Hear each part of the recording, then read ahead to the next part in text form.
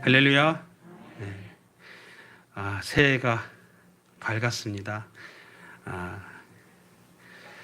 그런에도 불구하고 여전히 우리들 마음 한구석에는 아직도 작년에 미처 떨쳐버리지 못했던 질병과의 싸움이 계속되고 있는 것 같아서 새해 분위기가 좀 덜한 것 같기도 하지만, 그래도 올 한 해 우리 하나님께서 작년보다 더 풍성한 은혜 가운데 저와 여러분들과 우리 교회 모든 사역 가운데 함께 하실 줄로 믿습니다. 할렐루야. 오늘 말씀의 제목은 믿음의 체질화와 생활화입니다. 사랑하는 성도 여러분, 올 한 해 믿음의 체질화가 되시고 그 믿음이 여러분들의 생활화 되시기를 다시 한번 축복합니다. 사실은 목사들은 성경에 없는 얘기를 하면 안 됩니다.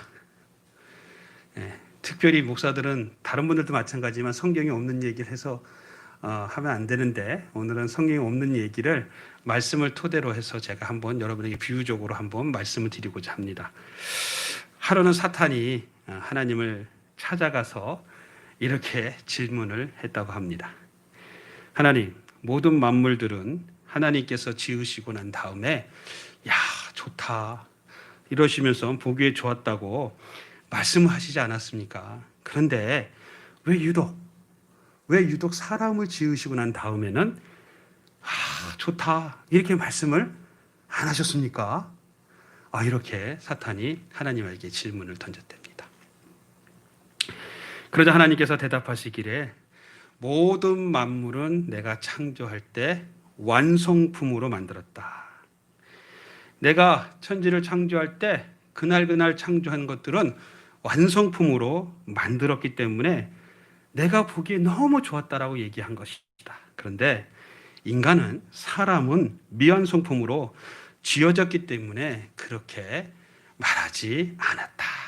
이렇게 말씀을 하셨습니다. 그러고 보니까 사람을 지으신 후에 말씀드린 대로 하나님께서 참 좋다, 내가 너무너무 좋다고 말씀을 하시지 않은 것 같아요. 사실 그렇습니다. 모든 만물들은 모두가 다 하나님이 우리 인간을 위해서, 하나님의 영광을 위해서 완성품으로 만드셨습니다. 가령 동물들을 예를 들어보면, 동물이 새끼를 낳으면 그 자리에서 몇 분 후에 벌떡 일어서 가지고 걷기도 하고 막 뛰기도 하면서 스스로 먹을 것을 찾아다닙니다. 그런데 인간은 어떻습니까? 태어나서 걷기까지 대략 한 1년 정도는 걸립니다. 그리고 성장 속도가 굉장히 느립니다. 그렇다고 시간이 흘러서 나이가 50세가 되고 80세가 되어도 인간은 완성된 존재라고 말하지 않습니다. 그런데 인간은 스스로 무엇인가 다 할 수 있는 착각 속에서 완성품처럼 살아가다가 그만 범죄를 저지르고 맙니다. 그래서 파스칼이라는 사람은 그런 연약하고 미완성적인 우리 인간을 향해서 날마다 지어져가는 존재다라는 말을 했습니다. 인간은 100세가 되고 죽을 때가 되어도 완성되지 않은 미완성의 존재이기 때문에 그런 말을 한 것 같습니다. 그러기에 우리 인간은 그 미완의 부분을 채우기 위해서, 부족한 부분을 채우기 위해서 반드시 하나님을 찾아가 만나야 될 줄로 믿습니다.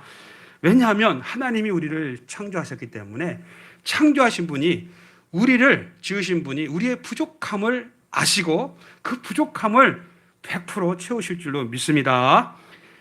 인간은 하나님을 찾아가도록 지음받은 존재고, 또 하나님을 떨어져서는 살 수 없는 존재가 바로 우리 인간들입니다.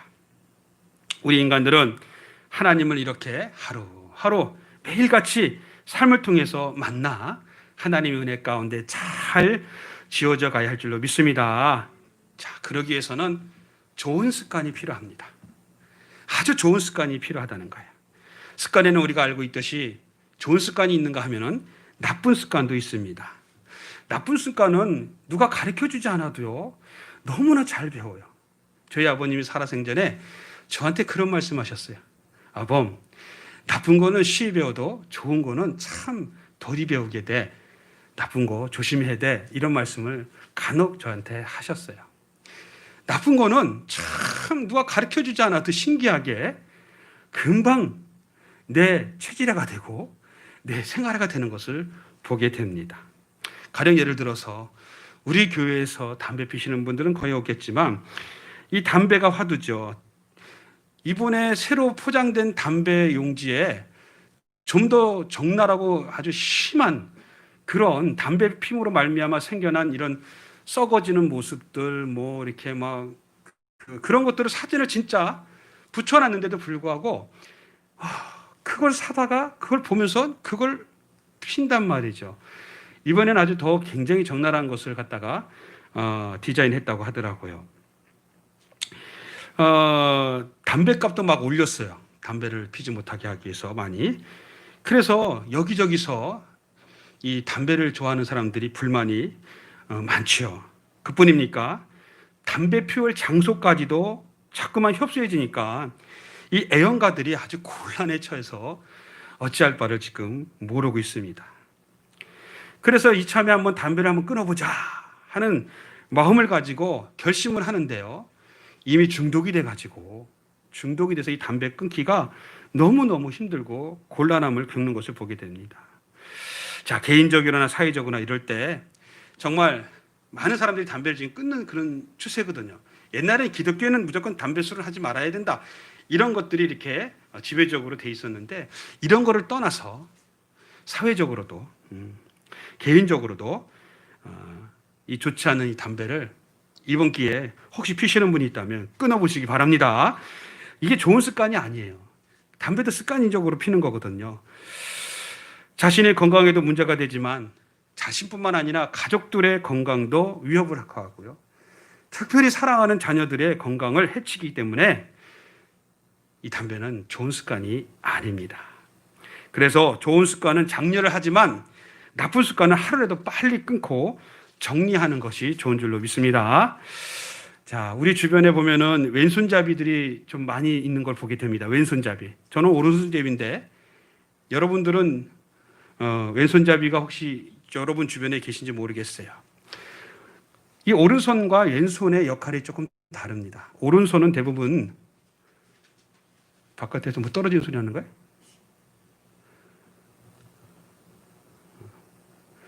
오른손은 대부분 무엇인가 줄 때 사용합니다. 왼손은 반대로 무엇인가 받을 때 왼손을 사용합니다. 자, 보세요. 야구에서도 어때요? 오른손은 어떻게 해요? 공을 던집니다. 근데 그 공을 던질 때 뭘로 받아요? 왼손으로 받습니다. 그러니까 오른손 항상 이렇게 주는 입장이에요. 사랑하는 여인들이 길을 걸 때도요, 남자는 오른손으로 사랑하는 여자 애인의 왼손을 잡고 갑니다. 왜냐하면 남자는 여자한테 항상 주는 그런 존재예요. 여자는 남자한테 항상 받는 존재. 요즘 이런 얘기하면은 시대에 뒤떨어진 얘기 한다고 그래서 한마디 듣겠지만 사실 그렇게 창조가 됐어요. 이 오른손잡이하고 왼손잡이의 특징을 살짝 나눠보면요. 왼손잡이가 오른손잡이보다 한 1점 정도 IQ가 높다고 합니다. 예체능계 쪽에 가서 왼손잡이들이 참 운동을 예체능을 참 잘하는 걸 볼 수 있어요. 왜? 머리가 좋아서 그래요. 머리가. 여러분 어제 혹시 토트넘 경기 보셨나요? 전 지난번에 새벽 3시 한다고 본다고 그냥 밤을 샜는데 상대팀이 코로나 걸려갖고 무산돼 갖고요. 어제 다행히 9시 반에 시작해서 봤는데 손흥민이가 기가 막히게 골을 넣어서 100골을 달성을 했어요. 근데 이 친구는요, 왼발 오른발을 다 잘 다뤄요. 기가 막혀요. 왼발에 찬스가 나도 공을 잘 집어넣고 그런 거 없어요. 아주 잘 달아요. 여러분 저 메이저리그의 투수 중에 유현진이라고 혹시 아시나요? 그 친구가 왼손잡이 아닌가요? 왼손 자완 투수 아니에요? 맞죠? 대단하죠. 대단합니다. 그러니까 왼손잡이들이 이렇게 예체능계의 두각을 어떻게 해요? 나타냅니다. 그래서 지력이 있는 부모들은 어릴 때부터 아이들을 왼손 오른 다 쓰게끔 자꾸 이렇게 만듭니다. 요즘은. 근데 한 가지 단점이 있어요. 이 다는 아닌데 이 왼손잡이에 대한 통계입니다. 다는 아니고 오해하지 마세요. 이 왼손잡이들이 머리가 좋다 보니까 정신분열증이나 이런 신경 증상에 노출되기가 쉽고 취약하다는 그런 통계가 나왔어요.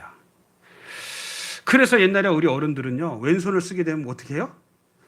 에이, 왼손을 쓰려고 그래. 바른 손 써. 바른 손. 그래서 바른 손 쓰라 그랬어요. 왼손으로 쓰려고, 에이, 뭐 하는 거야? 바른 손 써. 그래서 오른손을 바른 손이다 이렇게 이야기를 합니다.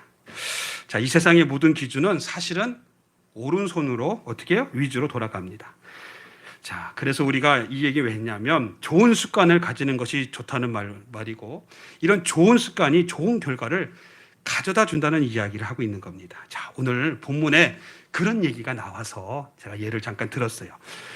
본문은 신앙의 삶에도 이처럼 좋은 습관이 필요하다고 강조하고 있는 내용입니다. 본문은 그 습관을 몇 가지를 말씀하고 있습니다. 좋은 습관이라는 말보다 우리가 성경적인 용어로 돌아온다면 거룩한 습관이라고 이렇게 말하는 것이 적합할 것 같아요.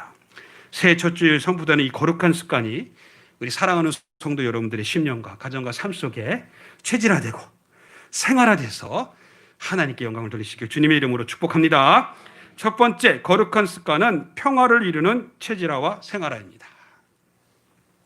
아, 거룩한 습관이 뭔가 했더니 평화를 이루는 것들이 내 체질화가 돼야 되고 평화를 이루는 것들이 내 생활화가 돼야 된다는 거예요. 할렐루야.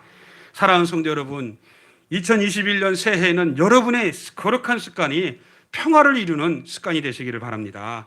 본문 2절에 보니까 같은 마음을 품으라 라고 말합니다. 이 말은 마음이 하나가 되어야 된다라는 말입니다. 좀 더 쉽게 표현하면요, 같은 마음 하나가 되라는 것은 화평하고 평화하라 이런 말입니다.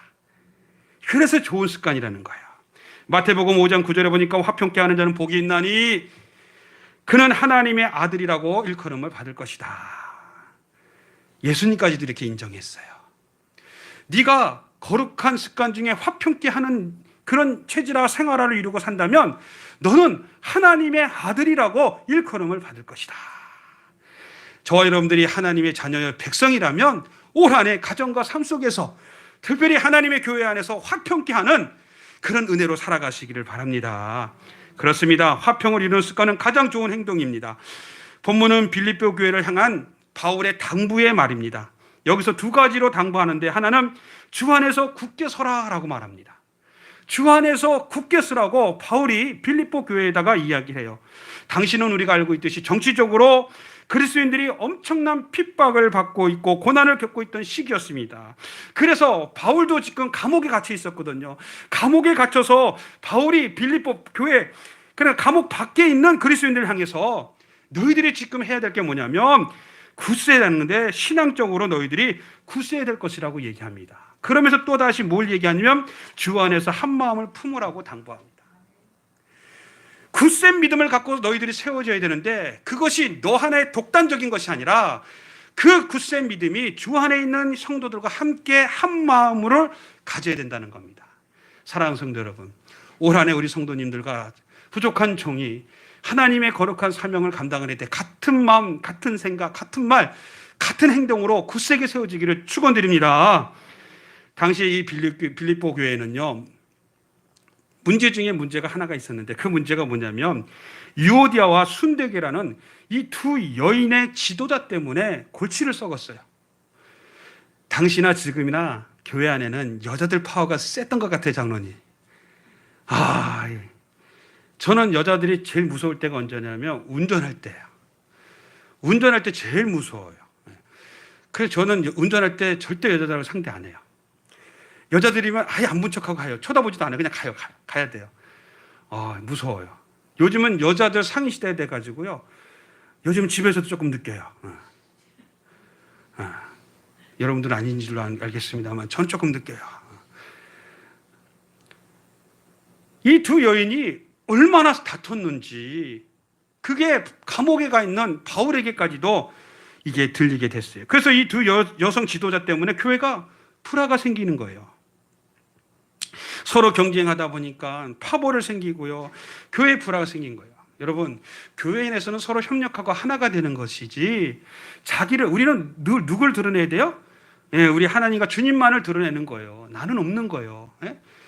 근데 자꾸 나를 드러내려고 하니까 이게 자꾸 다툼이 일어나는 거예요. 교회에 유능한 지도자가 필요하지만 서로 이렇게 지나친 경쟁을 하고 다툼이 일어나면, 그리고 편이 갈라지면 이런 현상은 절대로 바람직한 현상이 아닙니다. 그래서 사도 바울은 오늘 본문을 통해서 그들에게 따끔한 지도를 한 거예요. 너희들이 믿음에 굳세게 서라. 그리고 한 마음을 품어라. 왜 자꾸 너희들 그렇게 갈등하고 싸우냐? 이러면서 따끔하게 지적을 한 거예요. 우리 교회는 그런 교회가 아니라서 감사한데, 사랑하는 성도 여러분, 하나님의 거룩한 사명을 감당할 때 서로 격려해 주시고, 할렐루야, 서로 축복해 주시기 바랍니다. 너 한번 해봐 이러지 마시고, 예? 권사님이 있어서, 집사님이 있어서 나 행복해, 이렇게 같이 할 수 있어서 고마워 하고 서로 격려하시기 바랍니다. 사랑하는 성도 여러분, 오늘날은 갈등의 시대라고, 또 불화의 시대라고들 다들 얘기합니다. 가는 곳마다요, 이 갈등과 불화가 가득 차 있는 게 오늘날의 세상입니다. 그래서인지 오늘날 가정도 성한 가정이 별로 없어요. 괜찮은 가정이 별로 없어요. 괜찮은 가정이다라고 들여다보면요, 다들 상처가 있어요. 갈등과 불화로 사정없이 다투고 찢어지고, 마침내 이것들이 쌓여가지고 결국은 살인까지 범하는 이런 일들을 저지르고 있습니다. 우리 사회는 어떻습니까? 보수와 진보의 갈등, 이념의 갈등, 갑과 을의 갈등이 점점 더 심화되고 있지 않습니까? 이게 세상뿐만 아니라 교회 안에도 그렇다는 겁니다. 교회에도 갈등이 가득합니다. 그래서 교회가 나눠지고요, 목사파, 장로파, 권사파, 이렇게 막 찢어지고 나눠지는 것을 보게 돼요. 그리스도인들 중에, 우리 그리스도인들 가운데 정말 사명이 하나 있다면, 우리 주님이 하늘 보자 버리시고 이 땅에 오셔서 하나님과 원수된 우리를 화목하게 하시고자 십자가에 죽으신 이 화평의 사명이 저와 여러분에게 있다는 사실을 믿으시기 바랍니다. 그래서 예수님께서는요, 산상수훈에서 아까도 말씀드렸듯이 화평케 하는 자는 복이 있다는 거예요. 그는 하나님의 아들이라고 일컬음을 받는다는 겁니다. 저와 여러분들이 하나님의 자녀의 일컬음을 받는 화평의 사도가 되시길 바랍니다. 그리스도인 오늘날 갈등의 세상에서, 직장에서, 가정에서, 그리고 교회에서, 어디서나 우리가 이 화평의, 이런 화해의 조성자가 되어서 이 역할을 잘 감당해야 됩니다. 2021년 새해에는 우리 모든 성도님들이 가정인과 삶 속에, 공동체 속에서, 또 교회 안의 모든 사역 속에서 서로 화평하고 평화를 이뤄가는 거룩한 습관자들이 되시기를 예수님의 이름으로 축복합니다. 두 번째 거룩한 습관은 기쁨의 체질화와 생활화입니다. 기쁨의 체질화와 생활화가 이루어져야 화평도 있는 거고 평화도 이룰 수가 있는 겁니다. 오늘 본문 4절에 보니까 항상 기뻐하라, 내가 다시 말하노니 기뻐하라. 할렐루야. 항상 기뻐하라, 내가 다시 말하노니 기뻐하라고 말씀해요. 여기서 말씀하시는 이 기쁨의 체질화는 모두가 기뻐서 기뻐하는 기쁨이 아니에요. 좋은 일이 있고 기쁜 일이 있어서 기뻐하는 건요, 동물들도 해요. 동물들도. 그 얘기가 아니에요. 본문에서 말씀하시는 기쁨의 생활화와 체질화는 기뻐할 수 없는 상황 속에서 자존심도 상하고 기분도 나쁘고 환경이 아무리 좋지 않는다 할지라도 항상 기뻐할 수 있는 자질을 이야기하는 겁니다. 이는 아주 고급스러운 기쁨이에요. 이건요, 석사, 학사, 박사 학위가 있다고 해서 얻어지는 게 아니고요, 큰 권세가 있어서 얻어지는 것도 아니고요, 돈이 많아서 얻어지는 것이 아니에요. 이건 정말 고급스러운 기쁨인데, 이 기쁨은 하나님께서 주시는 줄로 믿으시기 바랍니다. 성경에서 이렇게 기뻐하라는 것은요, 기쁨이 자기 내면의 생활을, 내면의 세계를, 영혼을 건강하게 가꾸는 아주 좋은 습관이기 때문에 우리에게 기뻐하라고 말씀하시는 거예요. 그렇습니다. 우리의 몸에 가장 중요한 장기라고 할 수 있는 것은 마음입니다. 왜냐하면 마음이 우리의 몸의 근원지이기 때문에 마음이 기뻐야 돼요. 그 마음이 기쁘면 생활이 행복해지는 거예요. 그래서 마음을 먼저 건강하고 밝고 따뜻하게 가꾸는 것이 아주 중요하기 때문에 우리를 향해서 기뻐하라고 말씀을 하시는 거예요. 그렇습니다. 그 기쁨의 바이러스가 몸 전체를 지배하게 되어 밝음이 찾아오게 되고요. 그 밝음이 선으로 나타나게 되고요. 그것이 입술로 칭찬과 감사가 되어지는 줄 믿습니다. 만약 마음이 차갑거나요, 마음이 어둡고 불안하고 불평하고 우울함이 온다면 정신하고 육신이 병들기 시작합니다. 우리가 볼 때는 저 사람은 부러울 것이 하나도 없는 사람인데 왜 저럴까? 마음이 어두워서 그래요. 마음이 자꾸 침울함으로 찾아왔기 때문에 그래요. 근데 결국 이런 것들이 쌓이게 되면 어떻게 돼요? 몸이 암이 걸리고 정신질환이 찾아오고 우울증이 찾아오는 거예요. 도열병이라고 혹시 아시나요? 도열병. 박경희 선생님, 도열병이 뭐예요? 예? 그렇죠. 벼예요. 벼를 보면은 이제 도열병이다 그러는데 그 뭐냐고요? 무슨 병인데 도열병이라 그래요?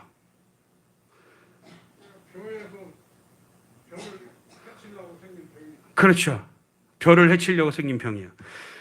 뭐라고 이렇게 표현을 하려고 하면 이상하게 저도 거기 앉아서 물어보면 하는데 이게 정리가 안 돼서 말이 잘 안 돼요. 이런 거예요. 도열병은 무슨 냐면 긴 장마에 뭐라고요?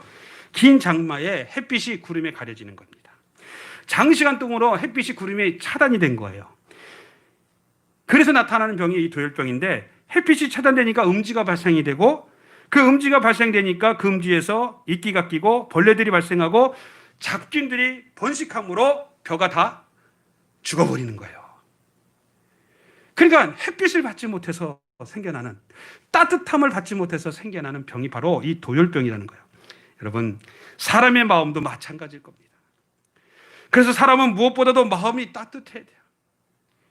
아무리 힘들어도 따뜻한 말 한마디, 따뜻한 행동 하나가 그 사람의 삶을 살릴 수가 있는 거예요. 그래서 성경은요 뭐라고 그래요? 항상 스스로로 감사하고 할렐루야, 항상 기도하고 할렐루야, 항상 기뻐하라고 강조하는 줄로 믿습니다. 자, 사도 바울은 오늘 본문에서 항상 기뻐하라, 내가 다시 말하노니 기뻐하라고 강조합니다. 사랑하는 성도 여러분, 21년 새해에는 사랑하는 성도 여러분들의 심령과 가정과 삶 속에 또 우리 교회 모든 사역 속에 항상 기뻐하시기를 바랍니다. 쉬지 말고 기도하시기 바랍니다. 하나님 주신 감사가 넘쳐나시기를 주님의 이름으로 축복합니다. 그럴 때 하나님께서 우리에게 주시는 이 기쁨이 체질화되고 생활화돼서 여러분 자신을 살리고 가정을 살리고 하나님의 나라를 이루게 될 줄로 믿습니다. 세 번째 거룩한 습관은 관용의 체질화와 생활입니다. 이거 너무 중요합니다. 여러분, 이 관용이라는 단어를 오늘 우리가 다시 한번 생각해 봐야 돼요. 관용의 체질화가 우리 가운데 저와 여러분들의 삶 속에 생활화가 되어야 된답니다. 오늘 본문 5절에 보니까 너희 관용을 나타내라 말합니다. 네가 지금 가지고 있는 관용을 드러 나타내라는 겁니다. 이 관용이라는 것은 손해나 역경을 만났을 때 평정심을 유지하는 마음의 상태를 말하기도 합니다. 또 자신의 권리를 포기하고 다른 사람들을 너그럽게 대하는 것을 의미하기도 합니다. 사도 바울은요 이 관용에 대해서 이렇게 얘기합니다. 불신자 앞에서, 그리고 주님을 믿는 핍박자들 앞에서, 또 소외당한 사람들 앞에서 발휘하는 마음이라고 이 관용을 해석하기도 합니다. 성경을 보면 관용을 영적인 인내라고 말씀한 뒤에 관용하라 해놓고 말씀하시기를 주께서 가까우시니라. 너희들이 왜 관용을 나타내고 왜 관용을 해야 되느냐? 바로 주님이 오실 날이 가까웠기 때문이라고 합니다. 그런데 이 관용이 얼마나 중요한 거예요. 주님이 가까우심을 오심을 알면 알수록, 느끼면 느낄수록 세상은 강팍해집니다. 세상은 메말라집니다. 세상은 자꾸만 이기적으로 변합니다. 그럴 때 우리는 어떻게 해야 되느냐? 관용을 베풀어야 됩니다. 왜? 아, 주님이 이제 오실 날이 가까웠구나. 이걸 우리가 알아야 되는 거예요. 할렐루야. 그래서 이 관용이 너무너무나 중요한 겁니다. 관용이란 말은 그냥 양보하는 일도, 그냥 봐주는 개념이 아닙니다. 핍박이 오고 박해가 오고 손해보고 자존심 상해도 그 상황을 신앙적 차원에서 너그럽게 그것을 극복하고 그것을 이겨내는 것을 이야기합니다. 근데 문제는 이것이 잘 안 된다는 거예요. 잘 안 돼요. 내 자존심 한번 건드려 봐요. 누구 말도 듣지 않아요. 목사님 말은 뭐 듣지도 않아요. 하나님 말씀으로 권면해도 듣지도 않아요. 이게 참 많이 힘들어요. 그래서 우리는 교회에서 조금만 내가 자존심 상하고 내가 조금만 손해보거나 조금만 내가 좀 무시당하면요, 절대로 간영하지 않습니다. 간영 자체를 잊어버려요. 그래서 우리가 꼭 기억할 것이 하나 있다면, 교회 모인 사람들은 다 천사가 아니라는 거예요. 저서부터 천사인지 알고 상처받지 마세요. 그래서 사람은 사랑의 대상이지 믿음의 대상이 될 수가 없는 거예요. 믿음의 대상을 믿었다간 다 상처받게 되는 거예요. 그런 간용하지 못하는 우리들을 향해서 세상은 뭐라고 얘기합니까? 이런 편협한 인간들. 기독교인들은 편협해. 또 뭐라 그래요? 저 인간들은 굉장히 이기적이야. 간용하지 못해서 나타나는 말들이에요. 또 뭐라 그래요? 기독교인도 상대하지 마. 고집이, 그 고집 이루 말할 수가 없어. 다 그리스도인들이 이 관용 부분이 사람들에게 드러나지 않았기 때문에 나타나는 현상이에요. 그러기에 우리는 변화를 받아야 될 줄로 믿습니다. 생각의 변화를 받으시기 바랍니다. 마음의 변화를 받으시기 바랍니다. 말의 변화를 받으시기 바랍니다. 행동의 변화를 받으시고 하나님 앞에 서시기 바랍니다. 그래서 우리가 이제는 관용의 희망의 말을 할 수 있어야 되고, 칭찬의 말을 하고, 축복의 말을 하고, 평화와 치유의 회복의 말을 해야 될 줄로 믿습니다. 자, 21년 새해 사랑하는 성도 여러분, 저와 여러분들이 하나님이 주는 이 관용, 우리가 받은 이 은혜를 드러내시기 바랍니다. 가정에서 드러내시고 여러분이 속한 공동체 속에서 또 교회 안에서 관용을 베푸시기 바랍니다. 왜냐? 주님 오실 날이, 내가 주님께 가는 날이 그만큼 더 갖고 왔기 때문인 줄로 믿습니다. 이 관용이 여러분의 삶 속에 체질화되고 생활화돼서 21년 새해에는 하나님 앞에 더 큰 영광으로 세워지는 우리 모두가 되시길 예수님의 이름으로 축복합니다. 마지막 네 번째는, 이 거룩한 습관은 긍정의 체질화와 기도의 생활하라는 거예요. 오늘 본문 6절에 보니까 아무것도 염려하지 말고 오직 기도하라고 말씀하고 계십니다. 아무것도 염려하지 말고 기도하라는 겁니다. 여러분, 올 한 해 하나님 앞에 기도 많이 하시기 바랍니다. 여러분의 기도가 하나님께 상달된 줄로 믿으시기 바랍니다. 왜냐하면 염려는 우리가 일전에도 함께 은혜를 나눴지만 아무 쓸데없는 일이기 때문에 그래요. 저와 여러분들이 염려하는 것들의 내용 중에 80%가 전혀 쓸데없는 내용이라고 그랬잖아요. 전혀 쓸데없는 것들을 염려하면서 살아간다는 거예요. 그나마 그 중에서도요, 12% 정도가 쓸데있는 내용인데, 그 중에서도 12% 중에서도 8%는 쓸데있는 염려라고 해도 그 12% 중에 8%는 내가 할 염려가 아니라는 거예요. 내 능력 바뀌고 내가 할 게 아니라는 거예요. 아무 소용없는 내용이라는 거예요. 우리가 염려하지 말 것은요, 특별히 염려하면요, 우리에게 좋은 현상이 나타나면 좋은데 너무 손해가 많기 때문에 우리 주님은 염려하지 말라고 하는 거예요. 염려를 계속하면요, 위장병이 걸려요. 염려를 계속하면요, 우울증이 생겨요. 염려를 계속하면요, 스트레스 받아가지고 없는 병이 막 생긴다는 거예요. 그래서 염려하지 말라는 거예요. 여러분, 모든 신경성에 관계된 질병들이 다 염려에서 나오는 거예요. 그리고 생활 중에서 여러분들이 저와 하나님 주시는 은혜의 긍정적인 습관이 참 중요합니다. 이 긍정의 체질화와 생활을 통해서 우리에게 주어지는 것이 있다면 감사라는 거예요. 긍정이 체질화와 생활화가 되면 내 입장 처지 환경이 아무리 어려워도 감사가 주어지고, 마침내 이 감사의 고백 속에서 뭐가 일어나요? 기적이 일어나게 되는 줄로 믿으시기 바랍니다. 여러분, 미국의 17세 대통령 앤드류 존슨이는 아주 가난한 집에서 태어나갖고 학교를 다니지 못했어요.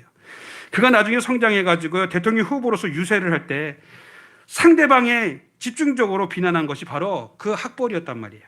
초등학교도 졸업하지 못한 사람이 어떻게 위대한 우리 미국을 이끌어갈 대통령이 되겠냐고 계속해서 어떻게 해요? 공략을 했어요. 그때 이 존슨은요, 이렇게 고백했답니다. 나는 예수님이 초등학교를 졸업했다는 말을 들어본 적이 없다. 그렇지만 예수님은 전 세계 인구를 모두 구원하는 길로 인도하시지 않았는가. 이 나라를 이끄는 힘은 학력이 아니라 긍정의 힘이다 라고 고백을 했답니다. 그가 많은 사람들에게 표를 얻어서 17대 대통령이 당선됩니다. 그리고 난 다음에 그가 그 마음들을 그대로 가지고요, 훗날 당시 국무부 장관이었던 사람을 통해서 러시아의 땅 알래스카를 1867년에 720만 달러를 주고 이 알래스카를 매입합니다. 이 알래스카를 720만 달러를 주고 매입할 때 얼마나 많은 사람들이 또 조롱을 했는지 몰라요. 야, 얼음이 없어서 그렇게 비싼 얼음을 주고 사냐? 그 얼음 먹자고 그렇게 720만 달러나 주고 그 얼음을 사서 미국인들을 먹이려고 그러냐? 그러면서 막 조롱을 했습니다. 그런데 여러분, 우리가 알다시피 이 알래스카가 지금 어마어마한 자원으로요. 당시 720만 달러, 한 평당 16센트? 16센트. 미국 화폐는 센트가 있고 달러가 있잖아요. 근데 26이면 이렇게 되는 거예요. 130원. 1센트에 130원이에요. 그러니까 한 평당 130원 주고 산 거예요. 한 평당 그 땅을. 그러니까 거저 산 거죠, 거저. 그만큼 쓸모가 없다고 했던 거예요. 근데 오늘날요, 16억 7천만 달러예요. 이게 얼마가 계산이 안 되니까 놀라지도 않잖아요, 지금. 뭘 알아야 놀라죠, 이게. 한 2조 원이 넘는 건데요. 2조 원이 넘는데 어마어마한 자원과 특별히 군사적인 그 지역으로서 굉장한 역할을 한다는 겁니다. 이처럼 긍정의 힘이란 놀라운 능력을 발휘하게 되고 기적을 이루는 줄로 믿습니다. 신앙도 마찬가지입니다. 왜냐하면 믿음의 삶 자체가 긍정의 삶이고 믿음의 세계가 다 긍정의 삶이에요. 그래서 믿음은 바라는 것들이 실상이 보이지 않는 것의 증거. 이게 다 긍정이라는 거예요. 할렐루야. 부정적인 사람은요, 신앙이든 비신앙이든 절대로 성공하지 못해요. 더더욱 이 부정적인 사람은 지도자가 되면 안 돼요. 큰일 납니다. 우리가 잘 알고 있는 대로 모세가 가나안 땅에 12명을 어떻게 해요? 정탐꾼을 보냈는데 이 10명이 부정적인 사람이었어요. 긍정적이지 못했어요. 결국 그들은 가나안 땅에 들어가지 못했어요. 그래요. 그들만 들어가지 못했으면 괜찮은데 그들뿐만 아니라 그들의 주변에 있는 사람들까지도 다 가나안 땅에 들어가지 못하게 하는 그런 주범들이 되고 말았어요. 사랑하는 성도 여러분, 2021년 새해안에 믿음을 가지시고 긍정의 믿음을 가지시고 하나님의 말씀에 순종해서 여러분의 가정이 복되고 우리 교회가 하나님의 영광을 드러내기를 주님의 이름으로 축복합니다.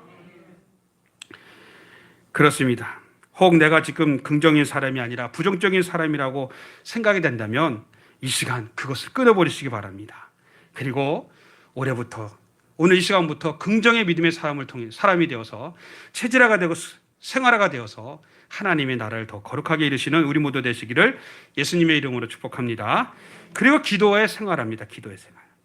본문 6절에 보니까 다만 모든 일에 기도와 간구로 너희 구할 것을 하나님께 아뢰라고 말씀합니다. 예수님은 저녁이면 또는 새벽이면 한적한 곳을 찾아가셔서 기도하셨습니다. 하나님이신 예수님도 그렇게 기도하셨습니다. 아주 좋은 기도 생활의 본으로 우리에게 보여주십니다. 우리가 기도할 때 이 기도에 대해서 막연하게 우리는 이렇게 생각합니다. 하나님께 무엇을 간구할 때, 무엇을 받고자 할 때 생각나면 기도하는 거, 구하는 거 이렇게만 생각합니다. 일용할 양식을 위해서 기도하는 거 이렇게만 생각합니다. 근데 그게 아닙니다. 기도란 잘 들으세요. 영적 환경을 조성하는 기도, 내 영적인 환경을 조성하는 기도가 정말 진정한 기도라는 거예요.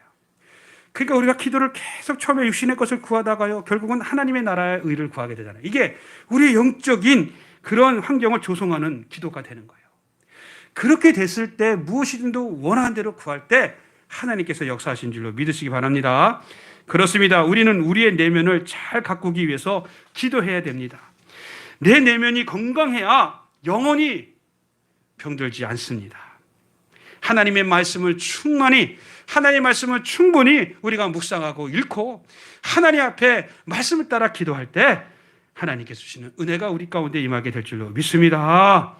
여러분, 올 한 해는 하나님의 말씀을 가까이 하시고 그 말씀 붙잡고 기도 많이 하셔서 하나님의 응답을 받는 우리 모두가 되시기를 예수님의 이름으로 축원드립니다.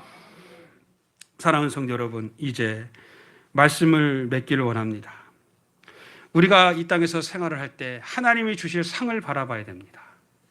하나님이 주실 상을 바라봐야 꿈꾸고 그 꿈을 향해서 우리가 힘을 얻어서 나갈 수가 있는 겁니다.